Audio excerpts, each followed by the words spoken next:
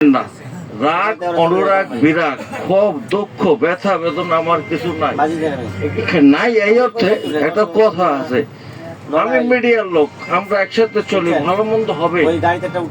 এই কারণে আমি অনেক সময় বলি, ভাই গন্ডারের চামড়া মোটা, ওদেরকে সুরসুরি দিলে হাসতে লাগে 7 দিন। আমাকে কেউ সাংবাদিক হিসেবে গালি দেয়, শুনতে লাগে 17 দিন।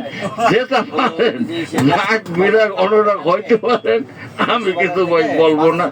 যাই হোক, আমরা চলছি আশাবাদী। আর আমি একটু ব্যত্যয় ঘটাইছি এখানে, আরেকটু কথা না বললেই নয়। পুরান চালে ভাতে বলে আমাদের প্রিয় আমিনুল হক ভূঁইয়া ভাই। আমি যতটুকু জানি ওনার সম্পর্কে, আমি ভালো জানি না।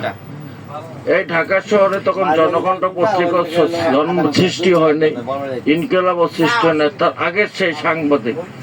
কিন্তু ওনার চাল চলন কথাবার্তা সেই আমার কাছে মনে হয় শিশুকালের ভালো বৈশিষ্ট্যের অধিকারী। ভিতরে কার ভিতরে কি আছে বা না আছে এটা ভাই আমি কেউ জানি না। Everybody knows whether he or she got in a habit. আমি ঠিক আছে কিনা, আপনার কথা কি ভালো লাগছে? ভালো লাগলে বলবো না, হাত জাগাইতে হইব, তাইলে হইব না। তাই ধন্যবাদ। তাই